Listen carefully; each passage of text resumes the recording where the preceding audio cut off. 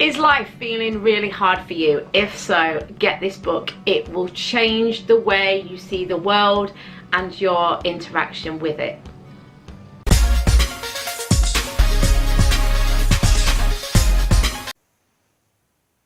Hi guys, it's Kat here at Spiritual Candy. How are you doing? I hope you're really well. I'm here with this week's book review, which is Anita Moorjani. Her book, What If This Is Heaven? It's got metallic writing, so sorry because every time I tip it, it shines, but it's an absolutely beautiful book. It is published by Hay House.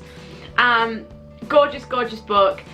So let's talk about how this can help you. So if you are finding life really difficult and like it's just really challenging, this book is amazing because it says, what if this is heaven? How I released my limited beliefs and really started living. So the concept is, what if this world is heaven? And it's how to help you and guide you. This book helps to guide you and to show you how that can indeed be true for you as well. That this is heaven, that this is heaven here on earth. Now, very important before we start, I just want to talk to you about a few things about Anita Moorjani that you may or may not know. Anita Moorjani wrote a book previous to this called Dying to Be Me, which is also an extremely good book that I would recommend you read. It documents her life.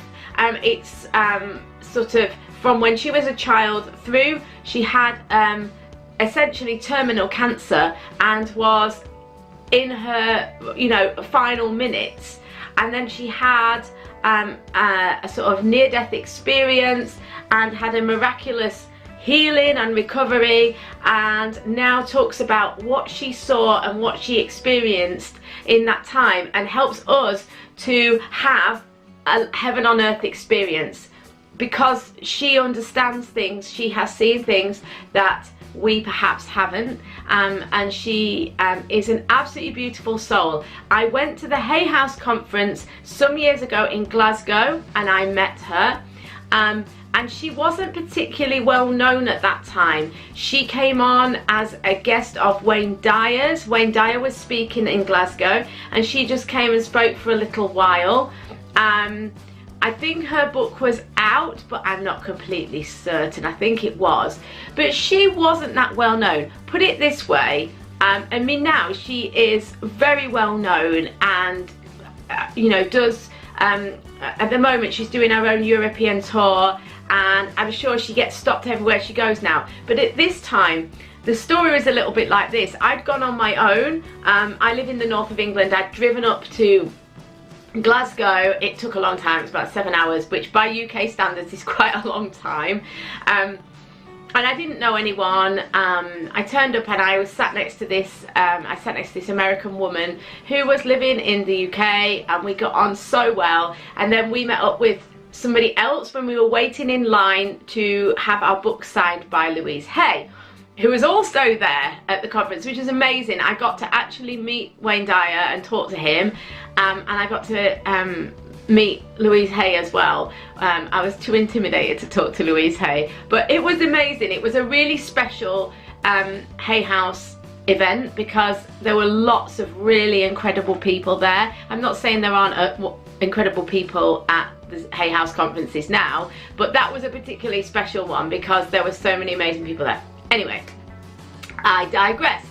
So yeah, we were just kind of like hanging out in the foyer and we were kind of like wandering around, and Anita Moorjani was just sat there on a chair, on a stool, and like, I don't really think anyone really knew who she was. She certainly wasn't getting she didn't have a line of people waiting to speak to her. And we went over and we were chatting to her, and she was just the most beautiful, beautiful woman, and just such a lovely energy and so kind. And kind of like, it was obvious then that she was going to be like a superstar and a total shining light. And I'm just a massive fan of hers because she's just so authentic. So I do get it sometimes that when we read spiritual books and we read transformational books, we're not really sure how much does this person like walk their talk. Anita Moorjani is the real deal. She is an amazing woman. She is exactly in real life like she is in her books, and she was just so generous, so gorgeous. So I totally recommend you read her books. This one is really great. I love The Dying to Be Me because it's a story, it tells her life, and if you have any fears around death, around illness, it's super for that. And if you know anyone who is dealing with a challenging health situation, again, it's a fantastic book for that too. This book kind of takes, it's still very, as I say, Hay Housey, in that it is that balance between story and actionable advice. I don't think, I'm trying to remember, oh, she has kind of got exercises in it. It's a little while since I've read it, but it's not kind of like do this and there's a space with some lines and then do that. You know, it's not like a direct how-to, but she kind of, let me find a point. She says, ask questions to ask yourself is how she phrases it.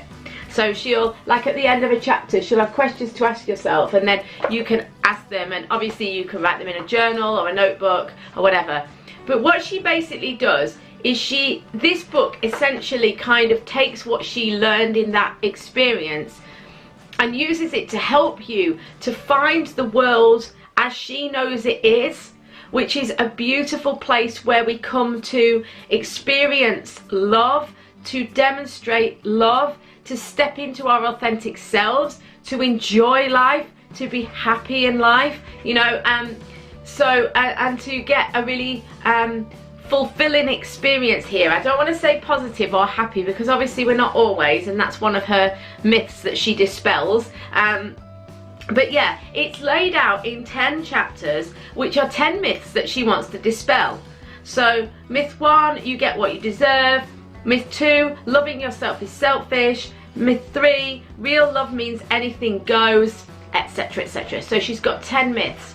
And what she does is she tells little anecdotes, little stories. Some of them are experiences she's had within herself. Some of them are things that she has since writing her first book, etc.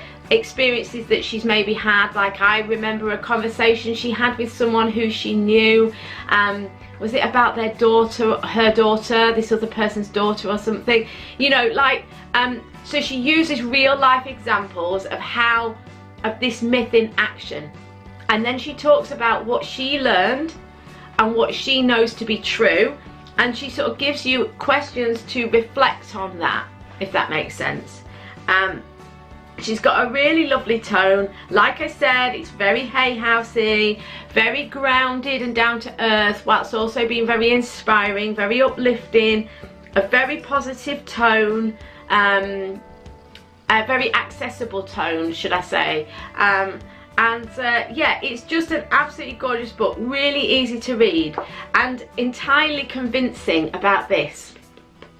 The heaven on earth. So if you are feeling really challenged by life and like you feel down about life, like how can I feel more optimistic about life, you know, I feel depressed, I feel anxious, or I feel fed up with life, and how can I feel happier, how can I feel like, how can I access more of that peace and joy, this is the book for you.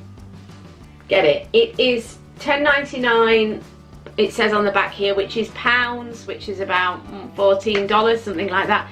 It's not expensive. It's around, I would guess it's around the $10 mark. If you buy it on Amazon, $12, something like that. Guys, I would highly recommend it. This book is a life changer. It changed my life. I hope it does the same for you. Guys, have a beautiful week. I'll see you next time.